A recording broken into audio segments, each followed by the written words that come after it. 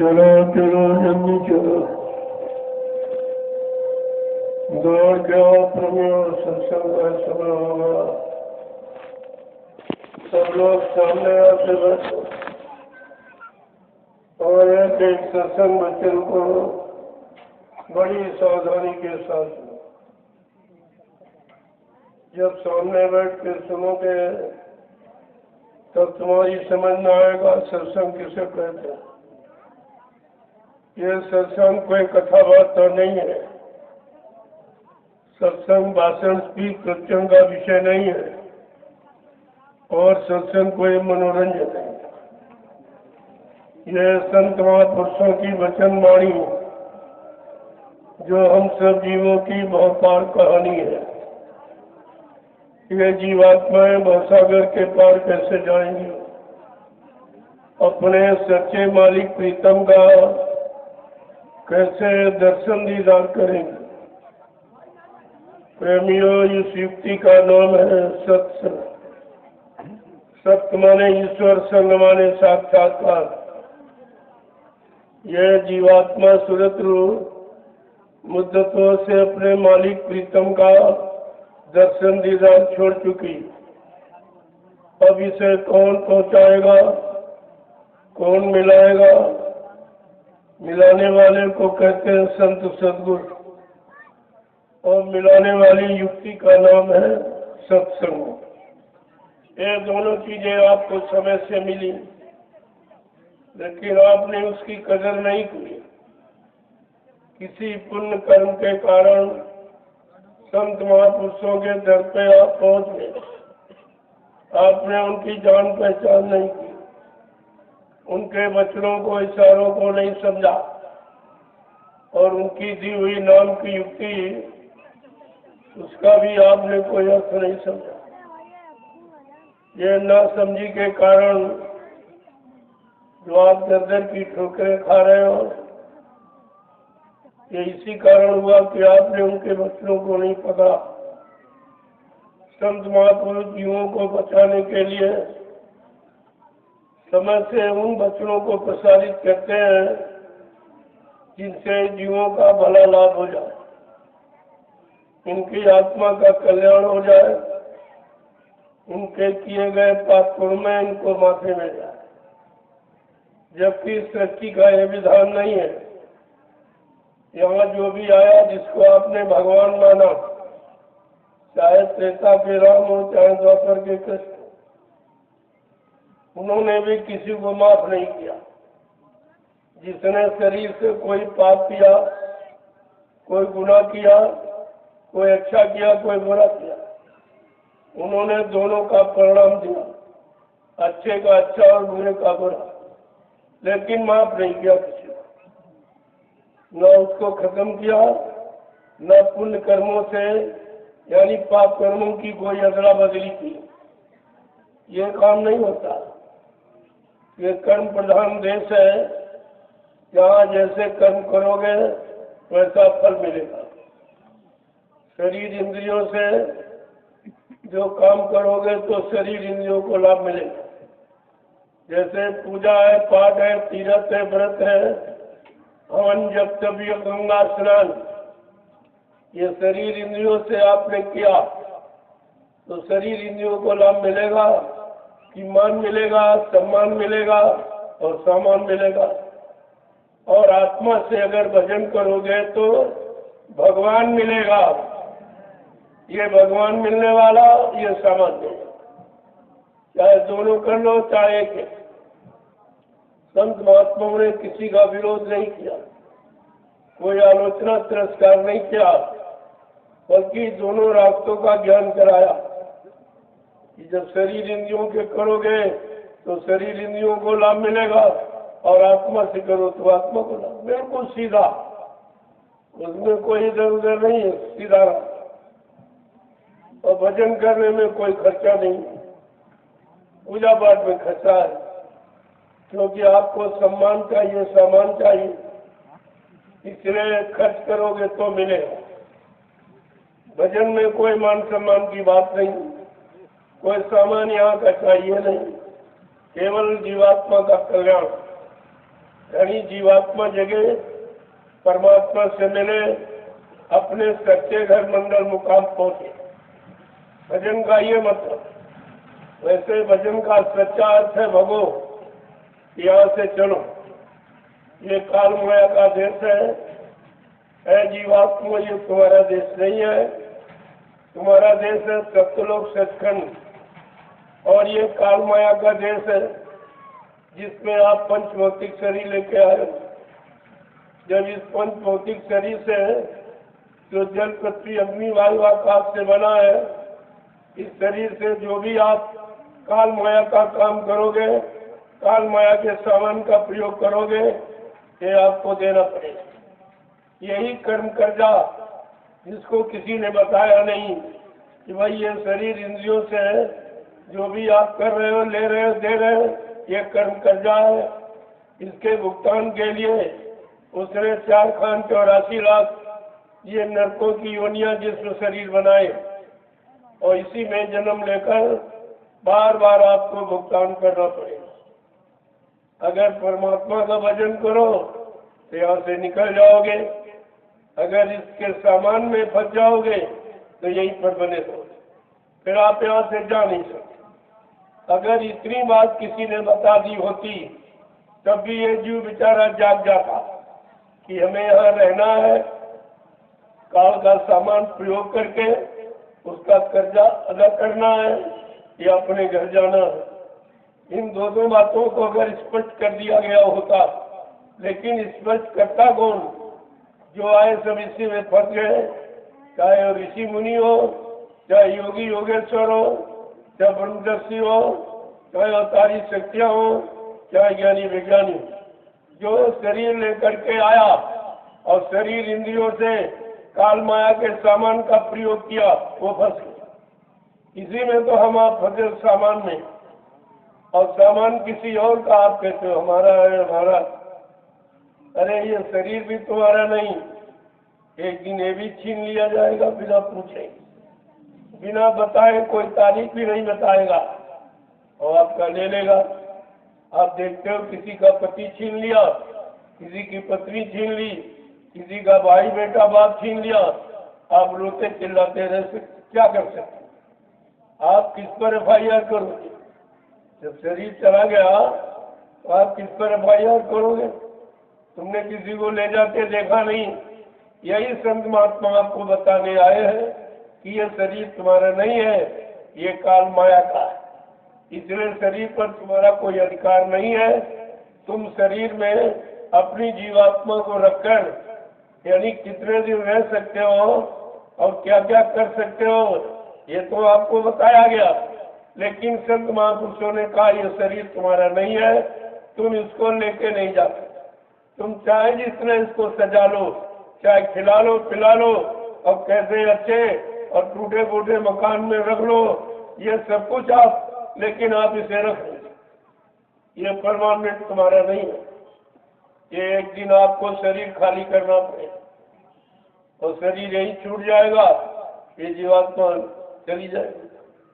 और जीवात्मा से आपने अभी तो कुछ किया ही नहीं, क्योंकि आपको किसी ने बताया। सब शरीर की शिक्षा देने वाले आए और शरीर से अच्छे बुरे पाप कर्मों को कराने के लिए आए।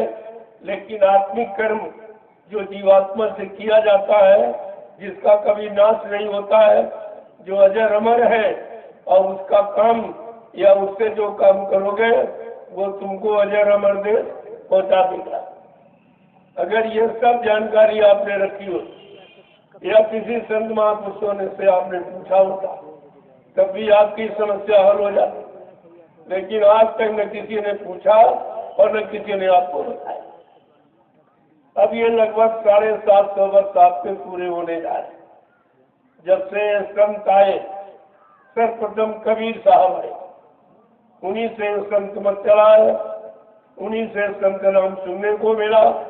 नहीं ये संत नाम भी कोई नहीं जानता, न ऋषियों न मुनियों न योगियों न महर्षियों न ब्रह्मचारियों न अवतारी शक्तियों न ज्ञानी विज्ञानियों, किसी को भी संत नाम नहीं मानो, क्योंकि संत आए ही नहीं, इनके समय में नहीं आए। वो तो अभी कलयुग में आए जो 750 वर्ष हुए।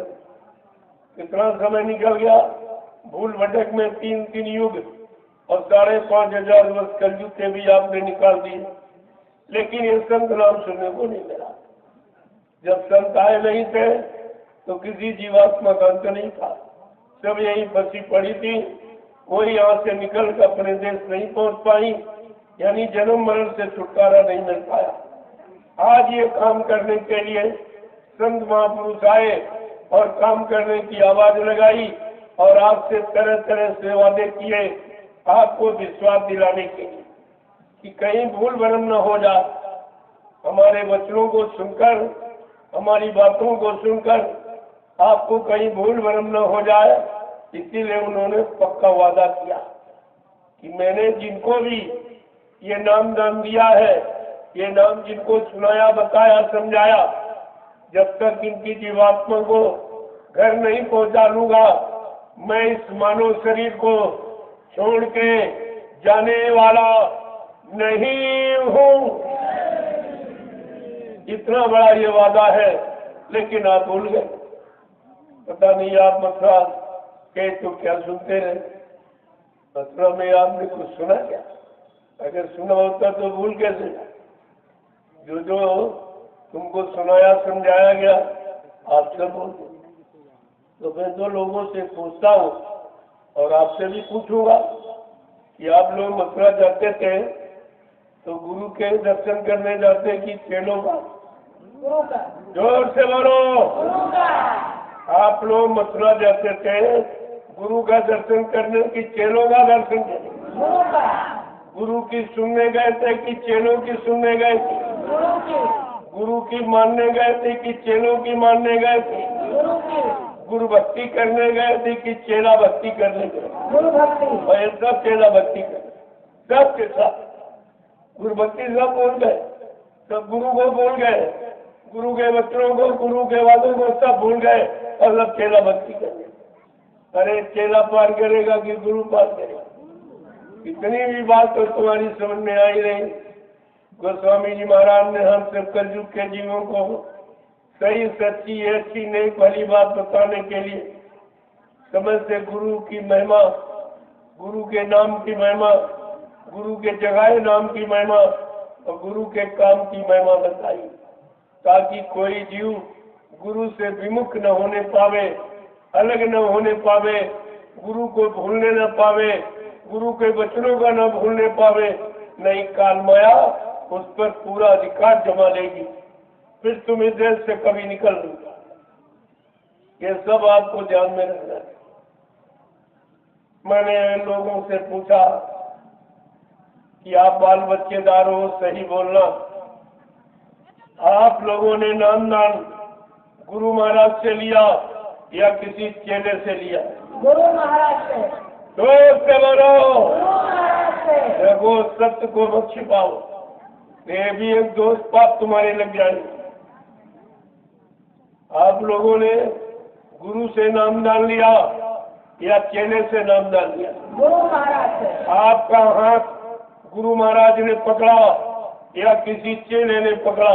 गुरु महाराज। आपकी जीवात्मा को जगाने का, परमात्मा से मिलाने का, निज घर पहुंचाने का वादा ये गुरु महाराज का है या किसी चेले का है?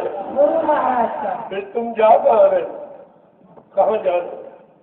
नाम दान गुरु से लिया, चेला गुरु के बने, हाथ गुरु ने पकड़ा, पार करने का वादा गुरु ने किया, और जा कहाँ रहे? सब भटके, कोई इधर भग गया, उधर भग गया, गुरु को छोड़ दिया, गुरु को भुला दिया, गुरु की शक्ति ताकत को भुला दिया। यही बात तुम्हारी समझ में नहीं आई कि गुरु किस काम के लिए आता है और कौन सा काम करके जाता है। जो काम करके जाएगा उसी का इतिहास बनेगा, उसी का लोग गुणानुवाद करेंगे, उसी की महिमा होगी। और जो नहीं काम करेगा उसका कोई इतिहास। और बाबा जी ने पहले ही आपसे वादा किया कि बच्चा, मैं कलयुग का इतिहास बनाने आया हूँ। देखो क्या कहा, काम बता दिया कि मैं रात पर धन दौलत मान सम्मान सामान लेने नहीं आया हूँ, मैं कलयुग का इतिहास बनाने आया हूँ। ऐसा इतिहास बनाऊंगा जो भूते न भविष्यते, सतयुग त्रेता द्वापर के लोग अपने अपने युग का इतिहास पढ़ना भूल जाएंगे। मैं इसी भारत भूमि पर ऐसा चमत्कार करके दिखाऊंगा जिसको हिंदुस्तानी नहीं सारा विश्व नमस्कार करेगा। प्रेमियों, ये कितना बड़ा वादा है। अभी तो किसी वादे की पूर्ति नहीं हुई, वादे को पूरा करने की शुरुआत नहीं हुई। कुछ स्वार्थी लोभी लालचियों ने गुरु के जाने की शुरुआत की। सब झूठा प्रचार, मान सम्मान, मथुरा की जमीन आश्रम पाने के लिए सब झूठा प्रचार। इनको क्या मालूम है, संत जो कहते हैं वो करके जाते हैं। उनके वचन वाणी वादे कभी झूठ नहीं होते। और लिख के भी बताया गया कि संत वचन पलटत नहीं, पलट जात ब्रह्मांड। चाहे ब्रह्म अपनी ब्रह्मांड की रचना में तब्दीली बदलाव क्यों न कर दे, लेकिन संत जो कहेंगे वो करके दिखाएंगे। संतों के जमान दस्तावेज होते, लेकिन तुम्हारी सोच में तो कुछ नहीं आया, क्योंकि तुमने गुरु का वचन यानी संभाल के नहीं रखा, अपने जीवन का आधार नहीं बनाया, वचनों को आपने बुला दिया, इसलिए तुम गुरु को भूल गए, उनकी दया को भूल गए, उनके काम को भूल गए, जो उन्होंने एक अनोखा काम करने का वादा इस भारत भूमि पर किया है कि मैं कलयुग को भगाऊंगा और सतयुग को लाऊंगा। ये काम किसी ने नहीं किया, ऐसा वादा भी किसी ने नहीं किया। इतनी अवतारी शक्तियां आई, कबीर साहब से लेकर हजारों संत आए इसी कलयुग में, लेकिन ये वादा किसी ने नहीं किया युग परिवर्तन का। युग परिवर्तन का वादा किसी ने, ऋतु परिवर्तन की बात तो बताई गई, सर्दी के बाद गर्मी, गर्मी के बाद बरसात, ये तो आपको बताया। लेकिन युग परिवर्तन की पहली आवाज है, ये अनामी महाप्रभु की आवाज है, इसलिए इसे न कोई कर सकता है और न उनको कोई इस काम से रोक सकता है। ये ऐसा ज्योति काम है, और सब भूल गए, किसी की समझ में कुछ भी आपकी समझ में नहीं आया कि गुरु का अर्थ क्या है। हमारे भारत देश में गुरु का प्राचीन काल से स्थान रहा। हर यानी युग में लोग गुरु को करते चले आए। अब ये जहाँ का गुरु वहाँ का ज्ञान देगा। जैसे तुम्हारे यहाँ प्राइमरी का गुरु तो प्राइमरी की शिक्षा देगा, जूनियर वाला जूनियर की शिक्षा, डिग्री वाला डिग्री की शिक्षा देगा।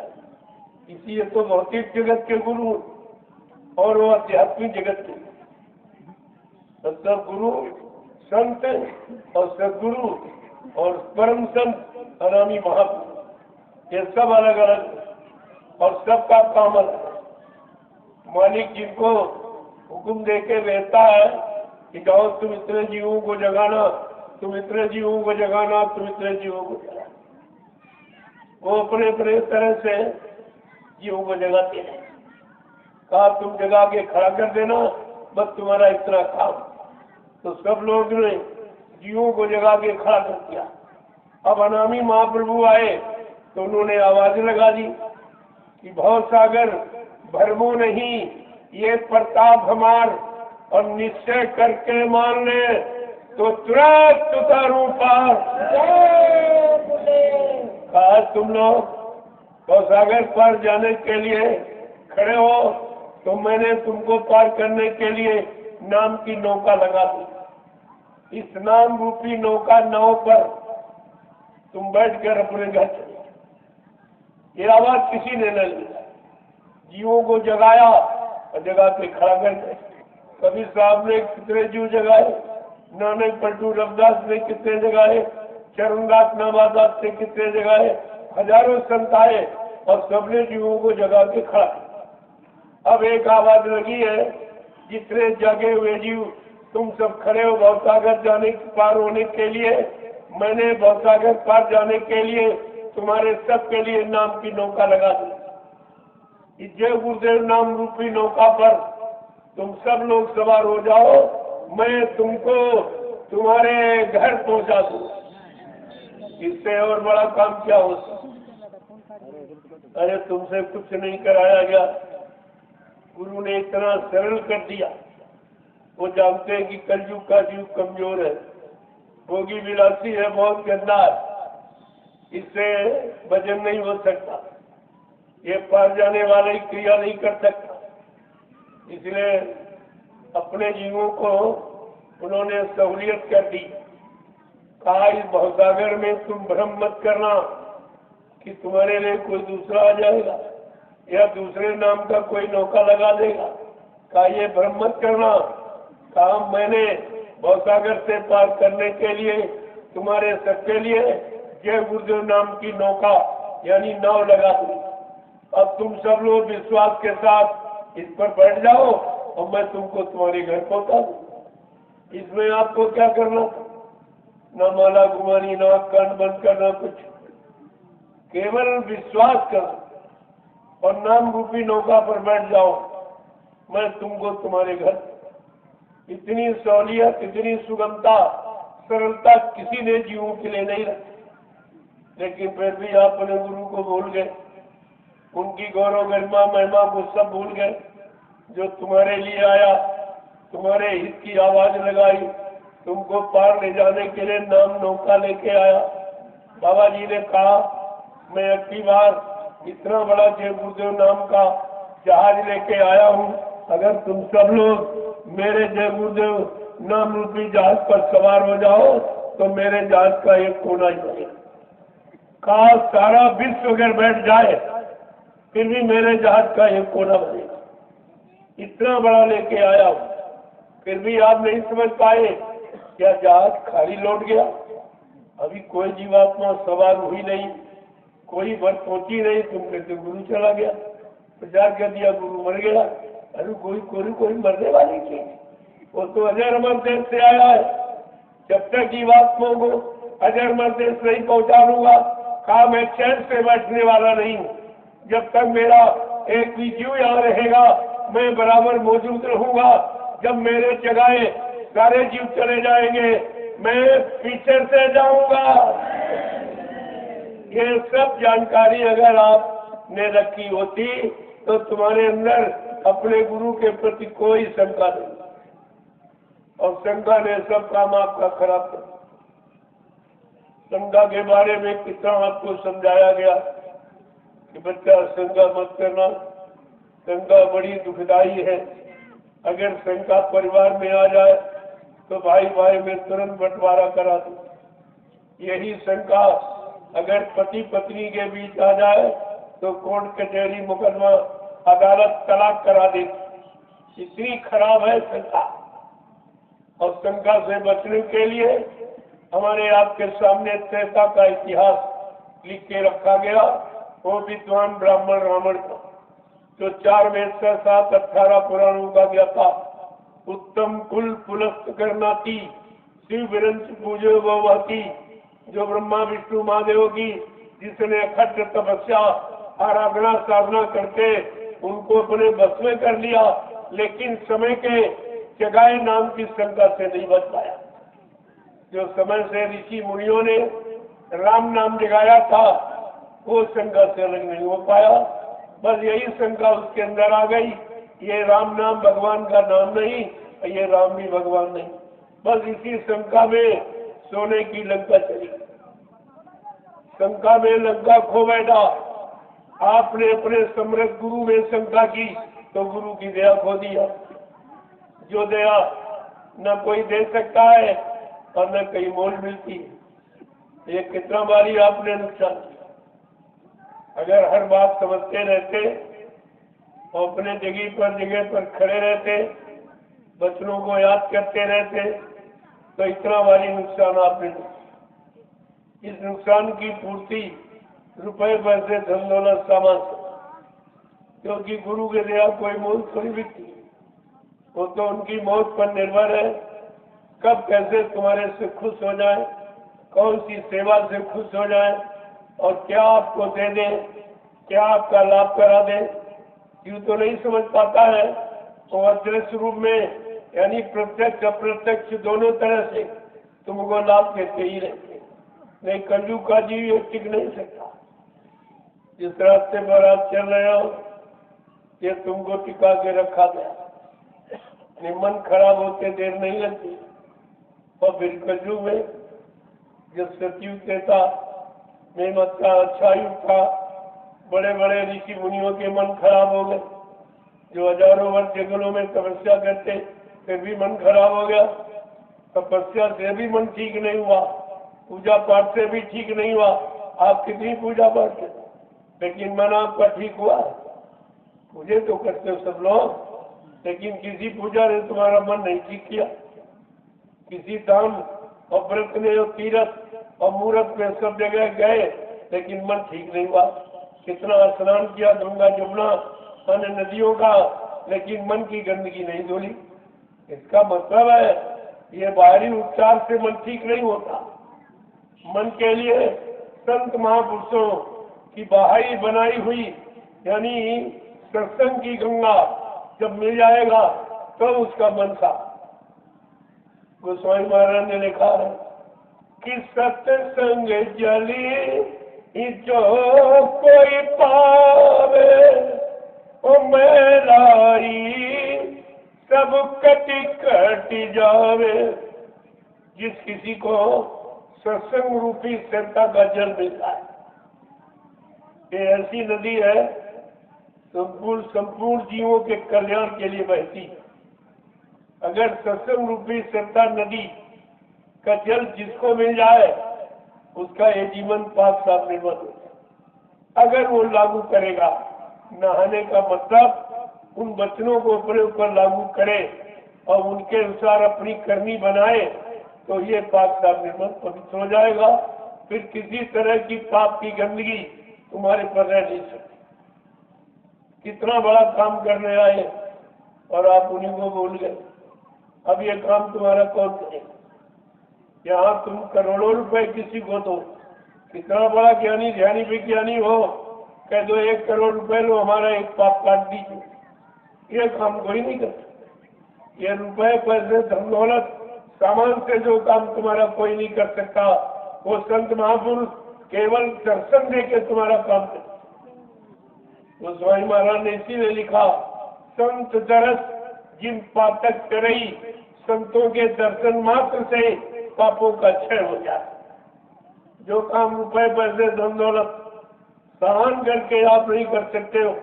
आपने कितनी पूजा पाठ की, कितना रुपया पैसा खर्च किया, लाखों बीघे जमीन मंदिर मस्जिद गिरजाघर गुरुद्वारों में घेरी, लेकिन मन नहीं घेरा। मन की घेराघारी आपने नहीं की। मन को भोगों से और विषयों से और गंदे कामों और गंदे खान पान से आप अलग नहीं कर पाए। फिर तुम्हारी पूजा पाठ क्या करेगी?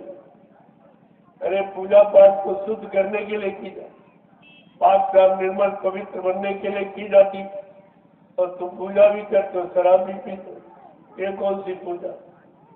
झूठ बोलते हो, छल कपट, बस पक्षियों का मुर्दा मांस खाते हो, जो मुर्दा सबसे खराब है। अगर तुम्हारे घर में कोई मुर्दा हो जाए तो घर वाला मुर्दा घर में रखते हैं आप? कहते नहीं भाई घर में नहीं रखेंगे, इसको नदी किनारे ले जाओ और वैसे नहीं लकड़ियों पर रख के जला के लाते। मुर्दा को कोई नहीं रखेगा। ये जब आप जानते हो कि मुर्दा घर में नहीं रखा जाता और घर वाला मुर्दा जिसने जमीन मकान बनाए, दुकान बनाई, बाल बच्चे पैदा किए और सब व्यवस्था आपकी बनाई, जब वो शरीर मुर्दा हो गया तब आप उसको घर में नहीं रखते। कहते हो नहीं भाई मुर्दा घर में। तो मैं आपसे यही तो पूछने आया हूँ कि घर का मुर्दा घर में नहीं रहेगा और बाजार वाला मुर्दा रसोई घर में रहेगा। ये कौन सी तुम्हारी बुद्धि है? ये कौन सा धर्म है? कौन सी पूजा पाठ? ये कौन सी क्या है कि घर वाला मुर्दा घर में नहीं तो बाजार वाला रसोई घर में, जहाँ भगवान का भोग लगाते हो। इतना भी नहीं समझ पाए हो कि हम ये कर क्या रहे। मुर्दा सबसे बड़ी गंदी जो अपने घर में कोई नहीं, हिंदू भी नहीं रखता, मुसलमान भी नहीं। तो मुसलमान घर में कोई मर जाता है वो भी घर में नहीं रखता, वो भी कब्रिस्तान में गड्ढा खोद के गाड़ देता। और हिंदू नदी किनारे शमशान भूमि पर लकड़ियों में रख के जला के राख करते। ये दोनों मुर्दा घर में नहीं रखते। जब इतना बड़ा ज्ञान तुमको मिला है कि मुर्दा घर में नहीं रहेगा, घर वाला मुर्दा घर में नहीं और बाजार वाला रसोई घर में नहीं, ये कौन सी आपका ज्ञान है? कौन सी पूजा है? कौन सा ये धर्म तुम्हारा है? किसी देवी देवता आपको बताया है? कोई रामायण गीता बाइबल कुरान, कोई ग्रंथ गुरु ग्रंथ साहब, कोई 4 वेद 6 7 18 पुराणों ने क्या ऐसी कोई शिक्षा दी है? या कोई मंदिर मस्जिद गिरजाघर गुरुद्वारे ये कोई ऐसी शिक्षा आपको देते हैं? फिर आपने ये कहां से किया? अब तो बहुत जोरदारी के साथ कर रहे, अब सब इसी में जुट गए, पिछले इतिहास को भूल गए। जिनको भगवान कहते हो त्रेता के राम ने, पहले उनका इतिहास पढ़िए कि उन्होंने क्या किया। तो उनका इतिहास ही कहता है कि उन्होंने अपने सगे पिता दशरथ को नहीं माफ किया, अपने पिता को नहीं माफ किया। अपराध क्या था कि धोखे में भक्त श्रवण कुमार की हत्या हो गई। एक हत्या धोखे से हो गई। भगवान राम ने अपने पिता को नहीं माफ किया। लोगों ने सिफारिश की, भगवान आपके पिताजी हैं, अरे माफ कर दीजिए, धोखे में ये अपराध हो गया। कहते नहीं है कुछ, मैंने कर्मों का आधार पर विश्व की रचना की। उन्होंने कहा कि कर्म प्रधान ने विश्व रची राखा, और जो जस कारी ये तो तस फल चाखा। भगवान राम के नियम कानून पढ़ते हो, ये पहला कानून भगवान का कि मैंने कर्मों के आधार पर सारे विश्व की रचना की। जो जैसा कर्म करेगा मैं वैसा उसको फल दूंगा। न खत्म कर सकता हूँ, न अदला बदली कर सकता हूँ। ये काम नहीं, अच्छे का अच्छा और बुरे का बुरा। बड़ा स्पष्ट रामचरितमानस में लिखा कि ताकि आप समझ लो, लेकिन आपने उसको भी नहीं समझा। क्या लिखा है कि काल ने मैं तिन कर भ्राता, अशुभ हर अशुभ कर्म फल दाता। भगवान का कानून क्या है कि मैं महाकाल के हुक्म से इस काल नगरी में आया हूँ काम करने के। कौन सा काम? धर्म की स्थापना के लिए, भक्तों की मदद के लिए और दुष्टों के संहार के। मैं 3 काम करने आया, भक्तों की मदद करूंगा, धर्म की स्थापना करूंगा और दुष्टों का संहार। यही 3 काम करने के लिए भगवान है। लेकिन ये तो नहीं कहा कि मैं आत्मा के कल्याण के लिए आया, आत्मा को भवसागर से पार करके इसको उसके घर पहुंचाने आया हूँ, ऐसा तो उन्होंने नहीं कहा। और ना ऐसा लिखा गोसाई में। ये सब जानकारी आपको रखनी चाहिए थी, लेकिन सब भूल गए आप। दूसरी घटना है कि भगवान राम ने कुंभकर्ण का वध ये क्यों किया? रामचरितमानस तो प्रशंसा करती है, कुंभकर्ण सब नहीं बलवंता, कुंभकर्ण के समान कोई धरती पर बलवान नहीं। लेकिन भगवान ने उसको माफ नहीं किया। कारण क्या था? वो शराब पीता था, मांस खाता, केवल 2 कामों के कारण। शराब पीता था, मांस खाता था, इसलिए भगवान ने उसका वध किया। कम से कम इस बात को तो आपको सोचना चाहिए कि जब कुंभकर्ण का वध कर दिया, उसको नहीं माफ किया, उसने केवल 2 ही काम, शराब और मांस खाना। अगर भगवान राम का कानून आज लगा दिया जाए तो परिवार समाज में रहने वाले तुम कितने लोग बचोगे? तुम तो सब शराबी कमाती हो, सब शराब पीते हो, मांस खाते हो। तुम्हें कुंभकर्ण के वक्त का मतलब नहीं समझा कि भगवान ने इस पर क्रोध क्यों किया, इसको भी आपने नहीं समझा, और तुम सब उसी सजा पाने के अधिकारी बन गए। तब तुम्हें कौन माफ करेगा? जब भगवान ने कुंभकर्ण को नहीं माफ किया, तुम इतने बड़े धनवान बलवान बुद्धिमान भी नहीं हो, तुम तो एक धक्का भी नहीं बर्दाश्त करते। इसलिए संत महापुरुषों ने तुम्हारे बचने बचाने का एक रास्ता निकाला कि अभी आप अगर सपरिवार शाकाहारी हो जाओ तो तुमको बचा लिया जाएगा, कुदरत से, यानी तुम्हारी माफी करा दी जाएगी, उससे प्रार्थना कर दी जाएगी, अब ये सपरिवार शाकाहारी हो गया, उसको माफ कर दिया, तब तो आप बच सकते हो, अन्यथा दूसरा कोई रास्ता नहीं। इसलिए सबसे पूरे हिंदुस्तान में सबसे प्रार्थना, हिंदू मुसलमान सबसे प्रार्थना की जा रही है, अगर तुमने जिस शरीर को, अपने परिवार बाल बच्चों को अगर मतलब बचाना चाहते हो तो तुम शाकाहारी हो। मैं जानता कि आप महात्मा धर्मात्मा नहीं बन पाएंगे, आप सच्चे ईमानदार चरित्रवान नहीं बन पाएंगे, लेकिन शाकाहारी तो बन जाओ कम से कम।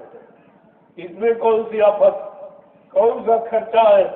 शाकाहारी बनने में कोई खर्चा नहीं, बल्कि जो आप धन गंदे खान पान में बर्बाद करते हो वो धन तुम्हारा बच जाए, तुम्हारे बाल बच्चों की पढ़ाई लिखाई में काम आवे, घर मकान बनाने में काम आवे, यानी मतलब तो शादी ब्याह में काम आवे। महात्मा सब तरफ से तुम्हारी मदद करना चाहिए, लेकिन दुनिया ऐसी बाबरी, कोई ग्राहक नहीं। कल आपने देखा जो शाकाहार का संदेशा और महाप्रसाद जो हिंदुस्तान में कोई नहीं दे, ये दोनों काम कोई नहीं कर रहा, न कोई मंदिर मस्जिद गिरजाघर गुरुद्वारे, न कोई धार्मिक ट्रस्ट, न धार्मिक सत्ता, और कहीं से आपको अच्छे काम की आवाज नहीं मिली, केवल आवाज बाबा जय गुरुदेव जी महाराज पहले भी लगाई और आज भी लगाई। आपको इसकी जानकारी रखनी चाहिए कि तुम्हारे हित के लिए, भले के लिए आज तक किसी ने कोई आवाज नहीं लगाई। ये पहला कदम है जो उन्होंने उठाया, ये जन कल्याण के लिए, सब जीवों को लाभ मिले, सबका कल्याण हो। इसमें गरीब अमीर, छोटा बड़ा, पढ़ा लिखा अनपढ़ नहीं, हिंदू मुसलमान नहीं, स्त्री पुरुष नहीं, सबके लाभ। ये ऐसा संकल्प, ऐसी प्रतिज्ञा, ऐसा ये सक्रिय कदम है जिसमें सबको लाभ मिलेगा। अगर आप ये कर लो तो आप बच सकते हो, अन्यथा कुदरत से बचना बड़ा मुश्किल हो। अभी तो आपको समझाया जा रहा, सब तरह से मनाया जा रहा, आपके बचने की पूरी व्यवस्था की जा रही, फिर भी आप अगर न जागे, न चेते, न समझे तो फिर तुम जानो तुम्हारा काम जाना। लेकिन कोई ये नहीं कर सकता कि हमारे गांव कोई आया नहीं, हमको अच्छे सच्चे बात किसी ने बताई नहीं, अच्छे सच्चे रास्ते पर चलने के लिए किसी ने कुछ कहा नहीं, हम आपको ये नहीं कहने देंगे। मैं पूरे हिंदुस्तान में ये बिगुल बजा रहा हूँ, सबके कानों तक आवाज, और सबको बचने के लिए महाप्रसाद दे रहा हूँ। ये प्रसाद हिंदुस्तान में कोई, कभी तुम्हारे गांव कोई नहीं आया होगा, तुमको प्रसाद देने के लिए, तुम्हारी रक्षा हिफाजत करने के लिए ये प्रसाद लेके कोई नहीं आया होगा, न कोई नेता आया होगा जिसको आप चंदा नोट वोट देते हो और सच्चाई ईमानदारी सब तुमने बेच दी उनके हाथ में, वो भी कोई नहीं आया। और जिनको दान दक्षिणा, धोती रोटी लंगोटी देते हो, ये दाढ़ी बाल रखने वाले, लाल पीले कपड़े पहने वाले, कोई महात्मा भी नहीं आया। जब किसी ने अपनी जिम्मेदारी नहीं समझी तो संत महापुरुष तो सबके लिए होते, सबके लिए आते, सबके कल्याण के लिए आते। जब देखा कोई नहीं निकला और किसी ने कोई चिंता नहीं की, तब तुम्हारी चिंता लेकर के ये निकल पड़े और आप सबको बचाने के लिए शाकाहारी बनने की प्रार्थना कर रहे हैं। और ये महाप्रसाद ये दोनों काम हिंदुस्तान में कोई नहीं करता। आपने देखा कितना प्रसाद था, किसी ने मांगा भी नहीं था, ये बिना मांगे आपको दिया गया। इसको कहते हैं हमदर्दी, सहयोगी, शुभचिंतक, रहबर रहनुमा इन्हीं को कहते हैं, जिनको तुमको अपनी चिंता नहीं है लेकिन उनको तुम्हारी चिंता है। ये भी काम धरती पर कोई नहीं करता। कहा था तुमको अपनी चिंता नहीं है लेकिन हमको तुम्हारी चिंता, क्योंकि हमने तुमको नामदान दे दिया। ये नामदान की वजह से, क्योंकि नामदान माने जिम्मेवारी, जिनको नामदान दिया जब तक उनकी जीवात्मा को घर नहीं पहुंचा दिया जाएगा, कहा मैं इस मानव शरीर को छोड़ के जाने वाला नहीं हूँ। ये कितना बड़ा वादा है, लेकिन फिर भी इसको भी आप भूल गए। आप अपने लाभ की बात ही भूल गए कि कौन तुम्हारे लिए लाभ के लिए कह रहा, कौन अपने लाभ के लिए आवाज लगा रहा। इतना तो आपको सोचना चाहिए। मैंने तो किसी से कभी एक पैसा नहीं मांगा, और कल कितना प्रसाद बता आपके ग्रामीण क्षेत्रों में किसी से कुछ कहा गया, कुछ मांगा गया? न दान, न दक्षिणा, न धोती, न रोटी, न गोटी, न रुपया पैसा कुछ। इसको कहते हैं परमार्थ। अभी आप परमार्थ जानते नहीं हो कि परमार्थ बनाना किनके अधिकार में है, या परमार्थ कौन बना सकता है। जब तक संतों के परमार्थी वचन नहीं सुनोगे, तुम परमार्थ की सच्ची परिभाषा नहीं समझ पाओगे। इतना आसान समझना होता, ये खुले मैदान में सबके लिए किया जा रहा, सबको महाप्रसाद बांटा जा रहा, सबको शाकाहारी बनने की अच्छी नेक भली प्रार्थना की जा रही। क्या ऐसा काम और कोई कर रहा धरती पर? 1 करोड़ महात्मा है देश में, कि काले नीले पीले लाल कपड़े पहने, लेकिन कुछ सब खाने पीने में जुटे पड़े। अपना आश्रम संभालने, अपना मंदिर, अपना मान सम्मान सब इकट्ठा करने में पड़े तुमसे ज्यादा, उनके पास तुमसे ज्यादा गिरती है, सब संभालने में जुटे पड़े, लेकिन तुम्हारे लिए किसी को चिंता नहीं। अगर चिंता होती तो मैं जब निकला हूँ मुझे तो कोई नहीं मिला, कोई दाढ़ी बाल वाला, कोई लाल पीले कपड़े पहनने वाला हमको नहीं मिला कि मैं जनता के भले के लिए, जनता पर मुसीबत आ रही, एक छोटी सी बीमारी कोरोना आई, कोई आया तुम्हारे घर? कोई नहीं बचा। कल कोई डॉक्टर, न वैद्य हकीम, न कोई दवा, अभी तक इसकी कोई दवा नहीं बनी। सब झूठा प्रचार किया, कोई दवा। ये 4 इंच का कपड़ा जो मुंह पे लगा दिया, ये दवा। मैंने पूछा भाई ये क्यों लगवा रहे? कहते मास्क में क्यों लगवा? इसका क्या मतलब? क्या कोई ये दवा है कोरोना की? कोई नहीं बता। वो था व्यापार, 4 इंच के कपड़े में करोड़ों रुपए पैदा, तो तुम ऐसे जागते ताकते रह जाते हो। तुम्हारी पढ़ाई लिखाई, तुम्हारी डिग्री, ये किस काम आएगी? न तुम्हारे काम आई, न समाज देश के काम आई। तो तुम्हारा पढ़ना लिखना किस बात? एक ने अल्लाह बचा दिया, दूसरे मुंह पे बांध दिया, पट्टी बांध दी। आपको ये नहीं मालूम अगर नाक कान बंद कर दिया तुम जिंदा रहोगे? सही वायु तुमको फेफड़ों को मिलेगी, सही ऑक्सीजन फेफड़ों को मिलेगी। जब कपड़ा बांध दोगे मुंह नाक पर, तो इससे तुम्हारे फेफड़े और कमजोर हो जाएंगे, बहुत जल्दी जल्दी मौत की गोद में चले जाओ। ये सब जनसंख्या कम करने का उपाय है। तुमने साथ तुम्हारे साथ धोखा किया और कोई कहने वाला नहीं। कोरोना काल में आप देखा, शुरुआत नोटबंदी से की गई और कोई नहीं बोला कि नोटबंदी क्या, इसके बंद करने से क्या लाभ मिलेगा, कौन लोग खुशहाल हो जाएंगे, सुख शांति मिल जाएगी, कोई नहीं बोला। न पक्ष न विपक्ष, सब एकदम मौन, कोई नहीं बोला। और नोट बंद भी नहीं हुआ। नोटबंदी का मतलब नोट बंद कर दिया जाए, कोई धातु उसकी जगह चला दिया तो मान लो नोट बंद हो गया। नोट बदले नोट और घटिया नोट। लंबाई चौड़ाई कम और कागज एकदम घटिया। और कोई नहीं बोला कि भाई ये नोटबंदी कौन सी। और जो 1000 रुपया और 500 का जो बंद किया गया वो कहाँ गया, वो कहाँ रखा गया, ये भी न किसी ने जानकारी दी, न आपने उसकी जानकारी दी। जबकि आपको मालूम है नोट जब छपता है जब उसके बराबर तुम्हें सोना देना पड़ता है। इसका मतलब 500 का नोट, 1000 का नोट एकदम बंद करा दिया, हमारा सोना चला गया। देश से कितना सोना गायब करने की कैसी नीति इसको नहीं किया आपने।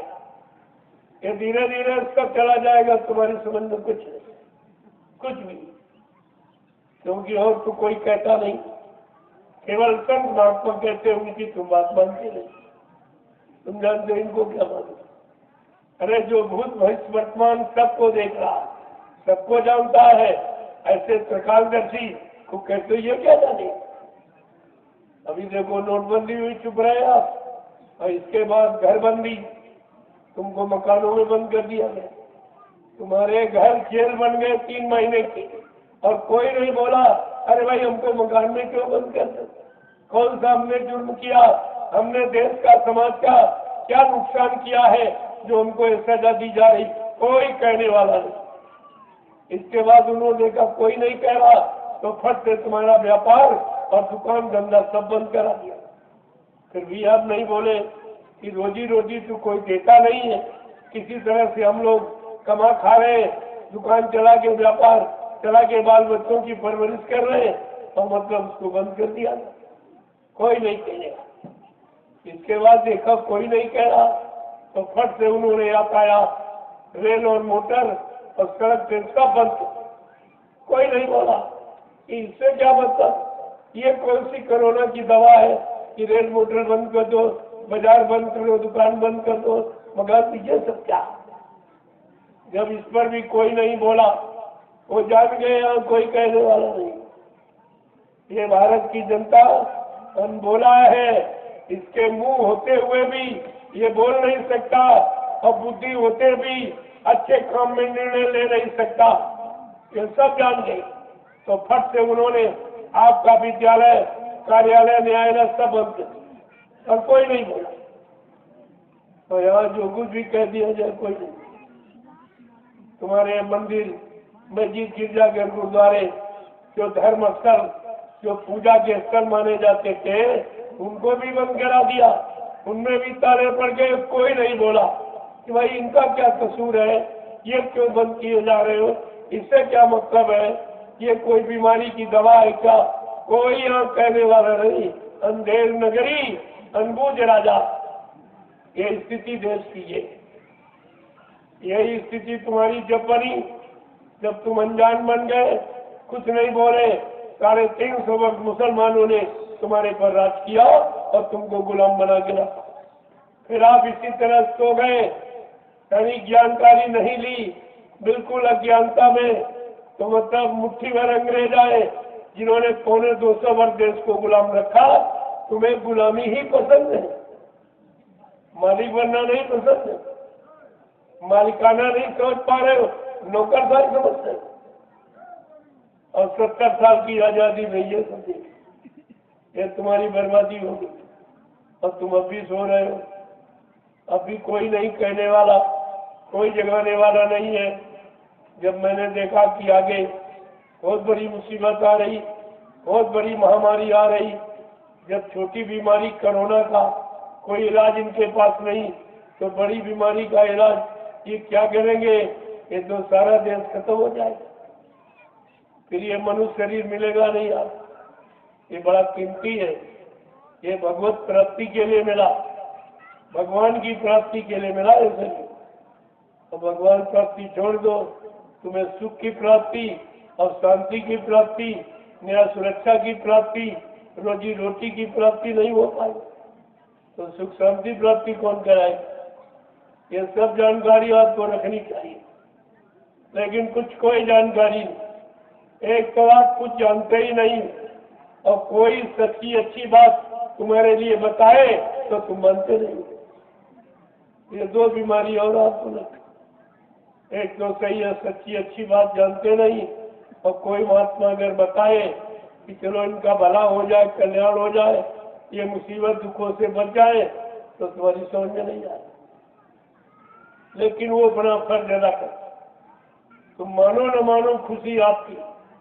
हम मुसाफिर हैं कल अपने घर में, हम मनवाने नहीं आए हैं, हम आपको समय से पहले जानकारी देंगे ताकि आप ये न कर सको कि हमारे गांव कोई आया नहीं, हमसे किसी की हमदर्दी नहीं, हमारी किसी को चिंता नहीं है। ये हिंदुस्तान में कोई नहीं कह सकता। मैं 10 वर्षों से लगातार यही राष्ट्रीय मंच लगाकर सबको जानकारी दे रहा हूँ, सारी जानकारी। पिछले जो वचन आपको सुनाए गए 10 जुलाई 1952 से मथुरा में या बड़े बड़े जगह कार्यक्रम करके, उन वचनों की एक बार फिर से तुम्हें जानकारी देने है। एक बार इनको फिर ये बात बता दो ताकि बेचारे भूल भ्रम में न पड़ जाए। नहीं, अगर अब की बार ये मानव जीवन निकल गया फिर इनको मिलेगा नहीं, फिर ये परमात्मा बार बार नहीं देगा। तो स्वामी जी महाराज ने बड़े जोरदार 2-4 शब्दों में रामचरितमानस में लिखा कि कबहू ककारी करुणा नर देही और देतई बिन तू सनेही। कभी कभी करुणा निधान, कृपा तेरा मेहरबानी करके मानो अनमोल मंदिर ये आपको दे दो कि जाओ अब की बार किसी महात्मा की तलाश करके अपने घर जाने का रास्ता पूछ लेना। वो जीवात्मा को जगाने आए हैं, घर पहुंचाने आए हैं, उनको जीवात्मा के घर का पूरा पता है, उनसे पता ले लेना और अपने घर चले जाना, फिर तुमको यहाँ कभी नहीं आना पड़ेगा। ये सब जानकारी आपको दी गई और इतना समय किसी ने खर्च नहीं किया जितना बाबा जी ने समय आपके लिए दिया।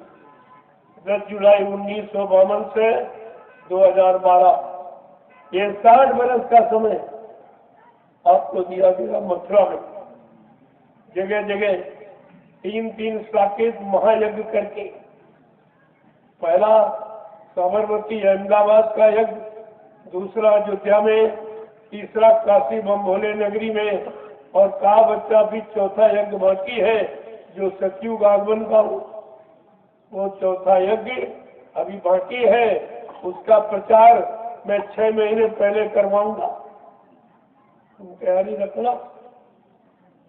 वो चौथा सतयुग आगमन का साकेत महायज्ञ किसी पुरानी बड़ी धार्मिक नगरी में नहीं होगा, पुरानी बड़ी धार्मिक नदी किनारे नहीं होगा, बड़े शहर कस्बों में नहीं होगा, एक बियाबान जंगल में एक छोटी सी नदी जहाँ 10 करोड़ प्रेमी इकट्ठा हो। चौथे सतयुग साकेत महायज्ञ में 10 करोड़ प्रेमी इकट्ठा हो। चेला कितने हैं? 45 करोड़। बाबा जी ने तो पहले ही छटनी करके बताया कि 10 करोड़ बचे जो चौथे साकेत महायज्ञ में शामिल हो। क्योंकि कोई इधर कोई उधर कोई उधर, कोई स्वार्थ में, कोई लोभ में, कोई लालच में, ये सब इधर उधर यानी भ्रमित हो जाएंगे। 10 करोड़ प्रेमी बचेंगे। मैं वहां पर सतयुग आने की तारीख की घोषणा करूंगा बड़े साफ शब्दों में। अगर आपको ये याद होता तो किसी लोभी लालची के बहकावे में आप कभी नहीं आए, लेकिन जब आप वचन भूल गए तो फंस गए आप चक्कर में, सब चक्कर में फंस। तो क्या मिला आपको? मैयत आपको क्या मिला? जिसने इतनी मेहनत की, आपको 60 वर्ष सुनाया, जब 60 वर्ष काम नहीं रख पाए तो तुम 2 घंटे कर ये संदेश हो रहा है। जब 60 साल का भूल गए, मथुरा में रटाया, सुनाया, समझाया गया, जब वो आपने याद नहीं रखा तो ये 1 घंटे का कैसे? लेकिन संत महात्मा अपनी फर्ज अदायगी कर, वो अपने फर्ज को पूरा निभाते। तो मानो न मानो ये तुम्हारी बात है, लेकिन वो अपना काम बराबर ही करते रहते, वो हित का काम कभी बंद नहीं करते। तो इसलिए आपको समझना चाहिए कि आपके यहाँ तो अचानक कार्यक्रम लग गया।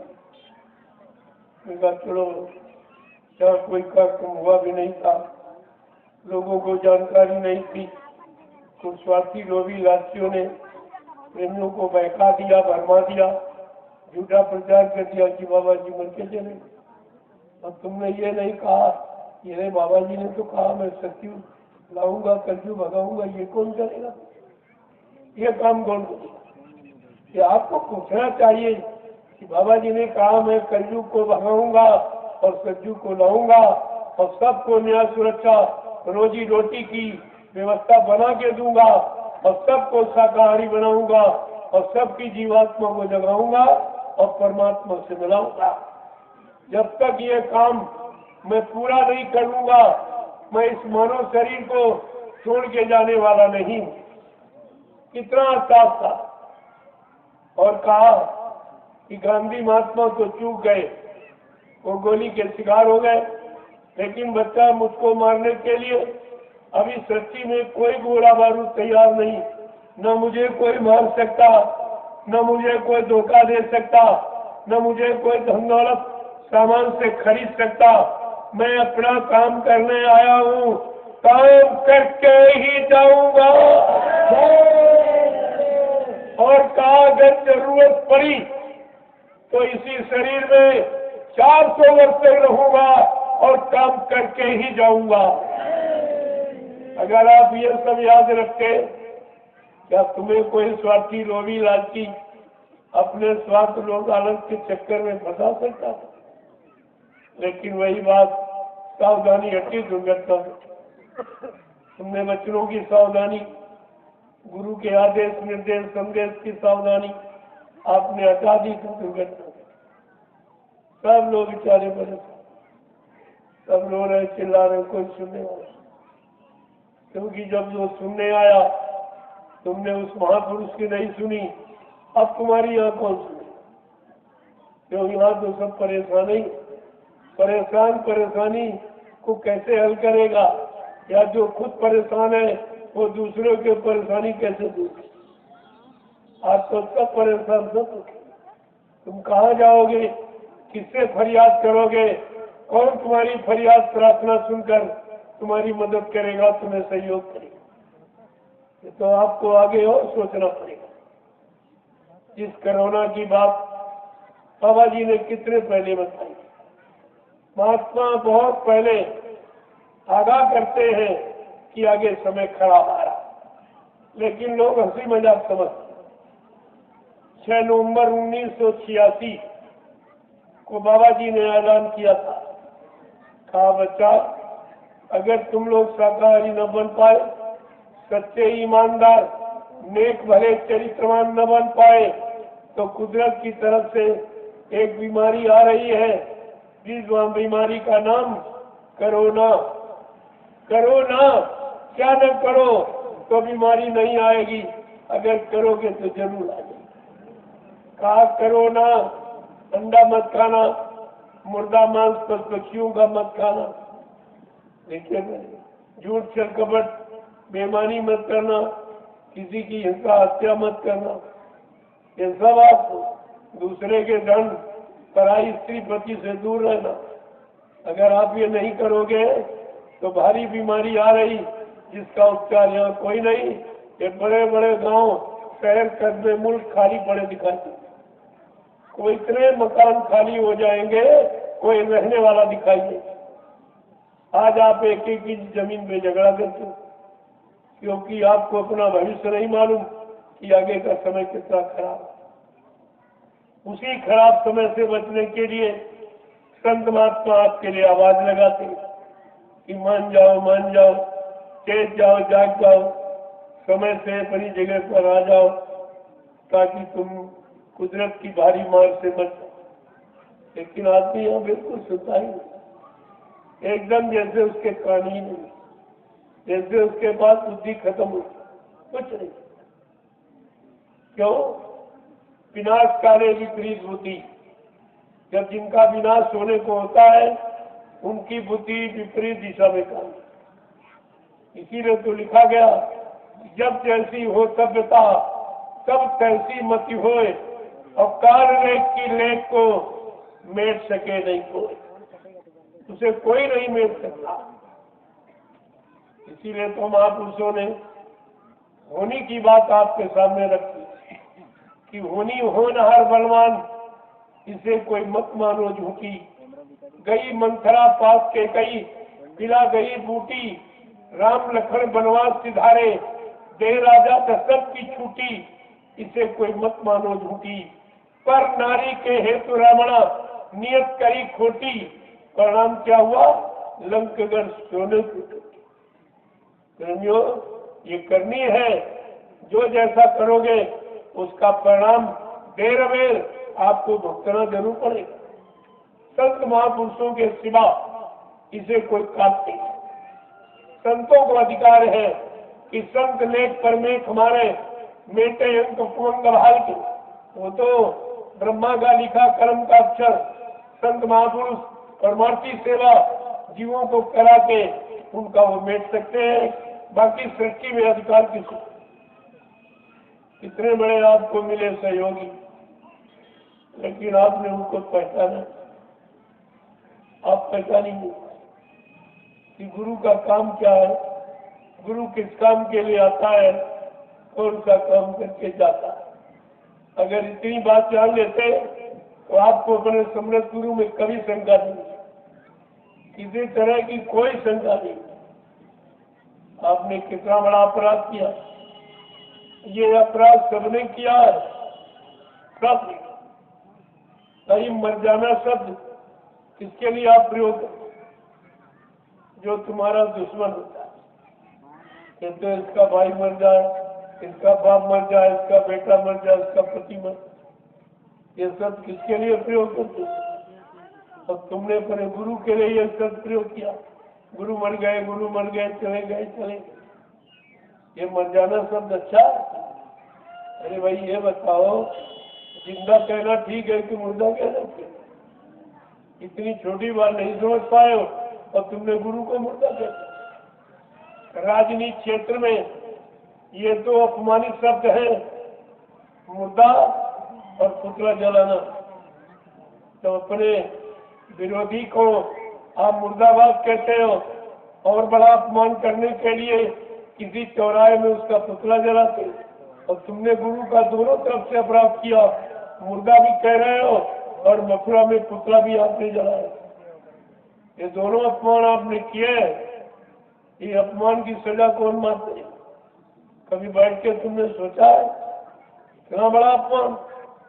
और वो पांच व्यक्ति अपमान करने वाले मथुरा में तुम 45 करोड़ क्या करते हो? तुम सुनते रहे खाली बड़े गुरु का अपमान। तुम्हें नहीं मालूम अपने सामने अपने गुरु का अपमान तो सुनता है, उसको कौन सा पाप लगता है? गुरु निंदा सुने जो काना, पाप लगे गौघाट समाना। जो गुरु की निंदा अपने कानों से सुनता है उसको गौ हत्या के बराबर पाप लगता। ये तो पाप तुम सबने किया है। उन 5 लोगों ने कहा इसलिए कि हमको मथुरा का राज मिल जाए, जमीन मिल जाए, मंदिर धनवान सब मिल जाए, लेकिन तुमको क्या मिला? तुम जो पीछे पीछे चिल्ला रहे हो बिना देखे। मैंने लोगों से पूछा और आपसे भी पूछ रहा, आप बाल बच्चेदार हो, सत्य बोलना। क्या किसी ने बाबा जी के शरीर को मथुरा में पूरा खोल के देखा था? नहीं। जोर से बोलो। नहीं। क्या किसी प्रेमी ने बाबा जी के शरीर को मथुरा में पूरा खोल के देखा था? नहीं। या पूरा शरीर खोल के आपको दिखाया गया था? नहीं। फिर तुमने मान कैसे लिया? अगर कोई कहे तुम्हारा पिता मर गया और लाश न दिखाई जाए, क्या बिना देखे विश्वास करोगे? बिना देखे 13वीं बनाओगे, बाल मुड़वाओगे? और तुमने गुरु के लिए सब कुछ कर डाला, 13वीं बना डाली, बाल मुड़वा डाला। ये भी नहीं सोचा अरे संत महात्मा कि कहीं 13वीं होती, कहीं उनके शरीर छोड़ने पर कहीं बाल बनवाए जाते, कहीं संत महात्माओं को जलाया गया या समाधि दी गई। इतने संतों के आश्रम हिंदुस्तान में हैं, कहीं जाके पता लगा देते तो तुमको सच्चाई का ज्ञान हो जाए। तो सबने उसी झूठ का साथ दिया है और झूठ का प्रचार किया और उसी झूठ में शामिल हो, लिहाजा तुमको भी वही सजा मिलेगी जो चोर को सजा मिलती, वही चोर के साथ रहने वालों को। आपने वही काम किया, कोई बात किसी की समझ में नहीं आई। एकदम गुरु के लिए अंधे हो गए, आप बहरे हो गए, बुद्धिहीन हो गए, तुम्हारी समझ में कुछ नहीं आया। ये छोटे मोटे महात्मा जो तांत्रिक वो भी जाते तो समय बता देते, मैं फला तारीख को शरीर छोड़ूंगा। इतने बड़े महापुरुष कुछ नहीं बताए, ऐसे चले गए। कम से कम ये बातें तो आपके दिल दिमाग पर होनी चाहिए थी कि हमारा मालिक इतना महान है, इतना सर्वसमर्थ है, भला ऐसे कैसे चले जाएंगे। लेकिन समझ में आपको कुछ नहीं आया। प्रेमियों, ये लीला है, ये लीला हर युग में हुई। हर युग में तो अलग अलग लीला। सतयुग में हरि लीला, त्रेता में राम लीला, द्वापर में कृष्ण लीला, अब कलयुग में सतगुरु लीला। बड़ी अनोखी लीला, अनोखी लीला ये सतगुरु तुम्हारी, समझ कौन सकता है महिमा तुम्हारी। कहा तुम्हारी इस महिमा को कौन समझ। प्रेमियों, ये सतगुरु की निराली लीला कोई नहीं समझ सकता। अब किसी के समझ में नहीं आ रहा। हाँ, थोड़ा सा इशारा संत रविदास जी ने किया, जो मीराबाई के गुरु थे संत रविदास जी। उन्होंने अपनी ज्ञान पोथी में एक भविष्यवाणी लिखी, तो सैकड़ों साल पहले। लीला तो आज हुई, लेकिन पहले लिख दिया। क्या लिखा है कि भारत में अवतारी होगा जो अति विस्मयकारी होगा, ज्ञानी और विज्ञानी होगा, वो अद्भुत सेनानी होगा। कहा भारत में कि ऐसी अद्वितीय विलक्षण एक शक्ति आ रही है जो बड़े अनोखे काम करे। सबसे बड़ा क्या इशारा किया रविदास जी ने कि वो शक्ति एक ऐसा काम करेगी जो कोई नहीं कर सकता। क्या करेगी? जीते जी कई बार मरेगा। कहा जीते जी कई बार मरेगा और छद्म भेष में वो विचरेगा और देश बचाने के लिए होगा एक आवाहन। युग परिवर्तन के लिए चले प्रबल तूफान, तीनों ओर से होगा हमला। देश के अंदर धोई घपला, सभी तरफ कोहरा बचेगा, कैसे हिंदुस्तान बचेगा। रविदास जी और भी कुछ कह रहे हैं। जिसने भारत माँ सताई, जिसने इसकी करी लुटाई, वो कौन लोग हैं जिन्होंने इस भारत माँ को सताया और बहुत लूटा है। क्या कह रहे हैं? नेता मंत्री और अधिकारी, नेता मंत्री और अधिकारी, इनको जान बचाना होगा भारी। ये चोर सब मैदान भगेंगे, अपने अपने घरों में छिपेंगे, लेकिन वो महापुरुष क्या करेगा? ढूंढ ढूंढ कर बदला लेगा, सब हिसाब चुकता कर देगा। प्रेमियों, ये कोई नहीं बचे। अभी तो बहुत मस्ती ले रहे हैं कि हमने सत्संगों का धन लूट लिया, मथुरा की 7 साल की बाबा जी की कमाई लूट ली, ये कर लिया वो कर लिया। लेकिन इनको क्या पता, इनको क्या पता है वो महापुरुष क्या करेगा? ढूंढ ढूंढ कर बदला लेगा, सब हिसाब चुकता कर देगा। आगे क्या कह रहे रविदास जी? इटली में कोहरा मचेगा, लंदन सागर में डूबेगा, युद्ध तीसरा अति प्रलयकारी, जो होगा भारी संहारी। भारत होगा विश्व विजेता, भारत होगा विश्व का नेता, दुनिया का कार्यालय होगा, भारत में न्यायालय होगा। तब सतयुग दर्शन आएगा, और स्वर्गराज सुख बरसाएगा। सहे सुवर्ष लग सतयुग लागे, विश्व गुरु बल भारत जागी। प्रेमियों भी तो ये सब होना, यहाँ कह रहे उम्र के चले गए, इनको यही नहीं पता है जो कौन कौन से काम करने आया है, जो काम व्यक्ति मंडल को कोई नहीं कर सका, उन कामों को पूरा करने के लिए आया और उनके लिए ये सब प्रयोग किया गया। तो इनका क्या होगा? जिन्होंने ये प्रचार किया इनका क्या होगा? ये तो आगे आने वाले भविष्य में अपने आप को बाबा जय गुरुदेव जी महाराज का ये शिष्य भी नहीं कहला सके। इन्होंने शिष्य बनने का अधिकार खो दिया कि शिष्य और गुरु का क्या संबंध होता है, इन्होंने ये भी खत्म किया। और इनका कोई इतिहास नहीं रहेगा, इनकी कोई क्वालिटी नहीं। ये अपने आप को आगे आने वाले समय में कुछ नहीं कर सकते, ये सब खत्म। तो आपको ये समय से जानकारी रखनी चाहिए। अभी मैं केवल इशारे कर रहा हूँ, जानता तो सब, लेकिन अभी नहीं बताऊंगा। धीरे जैसे जैसे तुम्हारे में जानने की इच्छा होगी तो बता दूंगा, सब जानकारी आपको मिल जाएगी। तो सत्य आप सत्संग में लगे आते रहोगे, सुनते रहोगे, सारी जानकारी आपके पास पहुंचे। वैसे भी आप देख रहे हो मेरा काम बिल्कुल अनोखा, तो कभी किसी ने किया नहीं, सुना भी नहीं।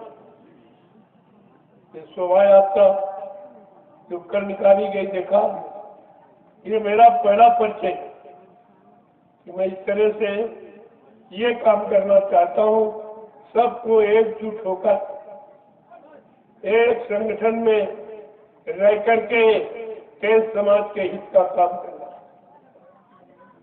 कितने लोग एक लाइन में चले, कितने कुंडल प्रसाद बता, ये काम प्रधानमंत्री राष्ट्रपति भी नहीं कर सकते, ये उसके भी बस का काम नहीं।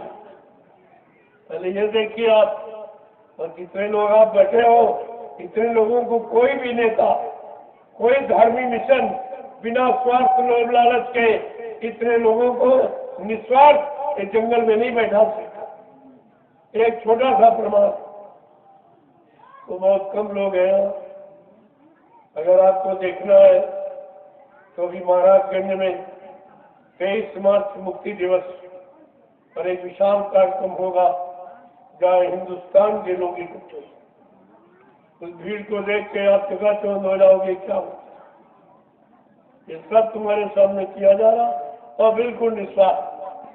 हमको 1 रुपए की भी जरूरत नहीं, ना मैं मांगता हूँ। ये प्रेमी मानते नहीं, जबरदस्ती कहते हमारा 1 रुपया 2 रुपया 10 20 100 50 ले लो और किसी अच्छे काम में लगा देना। कहते हमारे पास समय नहीं, घर गृहस्थी परिवार बाल बच्चों को छोड़ के आपके साथ चलूं। हमने अगर ऐसी कोई तुम्हारी श्रद्धा सेवा भाव है तो तुम्हारी ये गाड़ी कमाई मैं नैमिषारण्य के पावन भूमि पर ये साथ तुम्हारा लगा था, क्योंकि मेरे पास कोई खर्चा, मेरे कोई बीवी बच्चा है नहीं जिसके लिए मैं झूठ बोलूंगा या संचय करूंगा या आपको धोखा दूंगा। बस जैसा बैठा हूं बस ऐसा। ये कपड़े भी आप लोग देते हो तो पहले, मेरे पास तो कपड़े नहीं। अब आप समझ लीजिए, कुछ ना मेरा कोई बैंक बैलेंस खाता, एकदम खुली किताब। मेरे पास तो 2 पैसे भी नहीं और ना मैं कभी रखता हूँ। हाँ, आप लोग देते हो कि हमारा अच्छी जगह लगा देना, तो आपका अच्छी जगह लगा। बहरहाल मेरा इससे कोई संबंध किसी तरह, काम में लगा दूंगा, काम कर दूंगा, लेकिन ये काम हमारा नहीं होगा, वो आप भारत की जनता का होगा, भारत के लोगों का होगा, गुरु परिवार को होगा, गुरु प्रेमियों का होगा, लेकिन मेरे बात को कुछ नहीं। ये गाड़ियां भी आपकी, आपने प्रचार के लिए दी कि जल्दी से, हिंदुस्तान बहुत बड़ा है, जल्दी से प्रचार हो जाए। ये भी सवाल, मेरा इसमें भी कुछ भी नहीं। तो जैसा बैठा हुआ है, इसीलिए जब चाहता था झोली उठा चल, बस अपना डंडा ले चल, क्योंकि मेरे पास कोई झोला झोली भी नहीं, कुछ एकदम बिल्कुल खाली। लेकिन यह है, काम करना जानता हूँ, काम आपका कराना, तो आपका काम छूटा पड़ा है, जिसका वादा किया गया है उसकी पूर्ति करा दो। तो सब काम धीरे धीरे आप देखते जाइए, सब हो जाएगा। अभी कितना समय गया, मैंने 2 आश्रम नैमिषारण्य में बना। जब लोग मथुरा में लोगों को रखने नहीं दिया जाता, भगा दिया जाता, अगर कोई भी कह दे बाबा जी जीवित हो तो घर से भगा दी। वहाँ जिंदा कहने वाला रुक नहीं सकता, मुर्दा कहने वाला रुकता नहीं। तो मैंने प्रेमियों के लिए 2 आश्रमों का निर्माण नैमिषारण्य में, आप वहाँ रहिए, भजन करिए, तो पूरी व्यवस्था करे, फिर एक श्रम निस्वार्थ, बिल्कुल कोई एक पैसा नहीं किसी को, पैसा नहीं, काम है और काम आपके सामने हो रहा है। अगर काम से आप पहचान करना जानते हो तो काम की पहचान करिए आप, ये किसका काम है और कौन कर रहा है और कौन कर सकेगा, ये जानकारी तो आपके सामने हो ही नहीं। ये सब आपको तो इसलिए है ये सब काम, मेरा इसमें कोई नहीं। ये मैं तो बीच में खड़ा हो गया कि चलो भाई, तुमने जो 1 रुपया जो अपनी गाड़ी कमाई दी है बाल बच्चों से बचा के, वह आपका सही, बिल्कुल सब सही जगह, 1 पैसा आपका लगा हुआ, आप चलकर ना समझे। 88,000 ऋषियों की तपोभूमि, जहाँ पर बाबा जी ने जो कार्यक्रम किया था गुरु पूर्णिमा का 1997 में, तब कहा था बच्चा ये नैमिषारण्य 88,000 ऋषियों की तपोभूमि है, यहीं पर वेद व्यास ने श्रीमद् भागवत पुराण की रचना की। इतना पवित्र जगह है, और कहा बच्चा यहीं से सतयुग के अंकुरण निकलेंगे। सतयुग के अंकुरण, यह कभी मथुरा में भी नहीं था, न कभी अयोध्या में कहा जब यह किया, न कभी काशी बम्बोले नगरी में कहीं नहीं कहा। ये केवल नैमिषारण्य की पावन भूमि पर कहा, यह 88,000 ऋषियों की तपोभूमि है, यहीं से सतयुग के अंकुरण निकलेंगे। इसलिए मैंने उस भूमि का चयन किया और वहीं पर आपकी गाड़ी कमाई लगाकर 2 आश्रमों का निर्माण, इन 3 वर्ष के अंदर 2 आश्रम। आपको सोचना चाहिए कितनी छोटी सेवा से कितना बड़ा काम, इसको कहते दया। पैसे से काम नहीं है, दया से काम। दया ने अपना काम, मैं तो निमिष मात्र हूँ, काम तो दया से हुआ है और हो रहा है। और आप सबको इस पर विचार करना चाहिए, इस सबको ऐसे कार्यों में मिलजुल कर ये काम करना चाहिए, ताकि आपको भी समय का कुछ लाभ मिले। ऐसे तो आपके पास लाभ पाने की कोई चीज है ही नहीं, और न तुमको कोई रास्ता मालूम है कि परमार्थी लाभ कहाँ कैसे मिलेगा, कौन देगा, तो जानकारी भी आपको नहीं। जब सत्संगों में आओगे तो आपको सब जानकारी मिल जाएगी कि परमार्थी लाभ जो कभी नष्ट नहीं होता, बर्बाद नहीं होता, और कैसे जीवों के काम आएगा, वो जानकारी आपको सत्संग से मिलेगी। आज तो मैं ऐसे ही बैठ गया, सत्संग कल से प्रारंभ करूंगा। आज तो थोड़ी जानकारी आपको दे दूं कि वहाँ भ्रमित हो गए, आपको मालूम नहीं है गुरु का काम क्या है, गुरु कौन सा काम करके जाता, गुरु का इतिहास बनता है क्या? बगैर काम किए किसी का इतिहास बन जाएगा? बाबा जी ने इतिहास बनने का संकल्प लिया। ये सब अगर आप ध्यान रखे होते गुरु वचनों को, तो तुम्हें कोई बैठा भरवा नहीं सकता। आप भूल गए तो वही बन गया। बरखाने में चले गए आप कोई ना। जय गुरुदेव, जय गुरुदेव, जय गुरुदेव, जय गुरुदेव। नाम किसका? जय गुरुदेव। नाम किसका? प्रभु का प्यारा नाम। अब आप लोग खड़े हो जाओ। आप लोग काफी देर से आप बैठे। देखो, हमारा खड़े होने का मतलब कुछ और है। वैसे आप रोज ही खड़े हो तो रोज बैठते, लेकिन हमारा मतलब कुछ और है। अब आप अच्छे सच्चे काम को करने के लिए खड़े हो।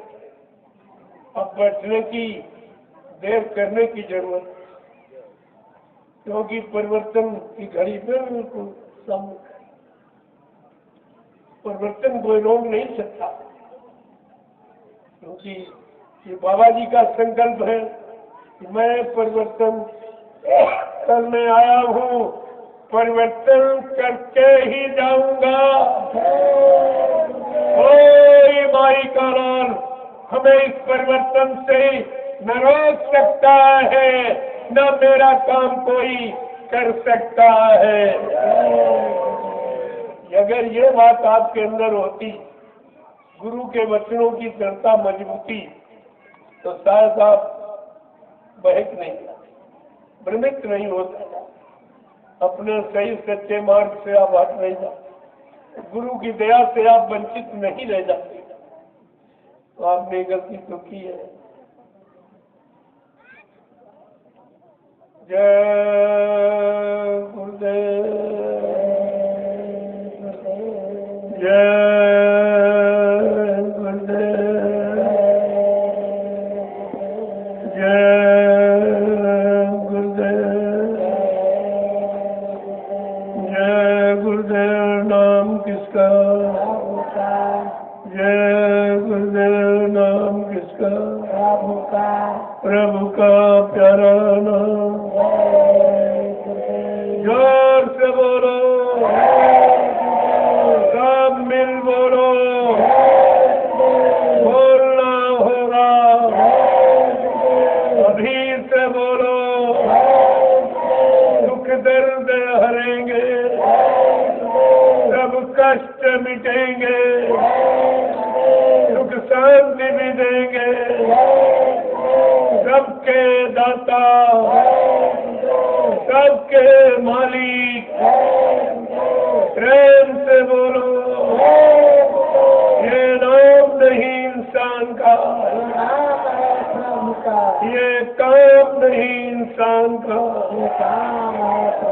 अब प्रेमियों, आपको सोचना चाहिए, जो काम अन्य युगों में जो नाम जगाए गए, जो काम उनसे भी नहीं हुआ, वो काम ये कलयुग का जगाया। ये गुरुदेव नाम प्रभु का, ये सारे काम आपके पूरे कर, सब काम पूरा करने का वादा कर रहा है। ये छोटी मोटी बात नहीं है प्रेमियों, ये नाम की महिमा है और आपको ध्यान में रखनी चाहिए। लेकिन आप सब बोल गए, तो हमारी एक ही प्रार्थना आपसे है कि अब आप लोग सब बर्बाद शाकाहारी बन जाओ आप, तो कुदरत की बात से आप बच सकते। अभी बचने का एक रास्ता है कि आप शाकाहारी, और दूसरा भजन करने दो। पूजा तो आपने बहुत की, लेकिन हुआ कुछ है। जिसकी पूजा की वो भी नहीं मिला, न देवी न देवता न भगवान न खुदा न गाट, कोई नहीं। जब कोई मिला ही नहीं तो पूजा का मतलब क्या, बुलाने का मतलब क्या? कितना आप बुलाते हैं लेकिन कोई नहीं आया, और किसी ने तुम्हारी फरियाद सुनी। इतनी तो जानकारी आपको रखनी चाहिए कि किसी को 2-4 बार बुलाओ और ना बोले तो आपको चिंता हो जाती है कि ये बोल क्यों नहीं रहा, क्या हमसे नाराज हो गया। फिर उसकी नाराजगी का कारण आप ढूंढते। लेकिन मंदिर में पंडा पुजारी लाउड स्पीकर लगा के हल्ला मचाता, मुल्ला मौलवी मस्जिद की चोटी पर लाउड स्पीकर लगा के हल्ला मचाता, ग्रंथी गुरुद्वारे की चोटी पर लाउड स्पीकर लगा के हल्ला मचा रहा, और पादरी गिरजाघर की चोटी पर लाउड स्पीकर लगा के हल्ला मचा। लेकिन हल्ला में अल्लाह नहीं मिला, अल्लाह में अल्लाह नहीं मिला, न भगवान मिला कुछ। जब तो झूठी पूजा आपकी रही, जब कोई मिले नहीं तो बुलाने का मतलब क्या? जब कोई आया नहीं, कोई फरियाद सुनी नहीं, और तुमसे किसी ने पूछा नहीं, कोई आशीर्वाद वरदान दिया नहीं, तो पूजा किस बात? काहे की पूजा करते? किस चीज को पाने के लिए?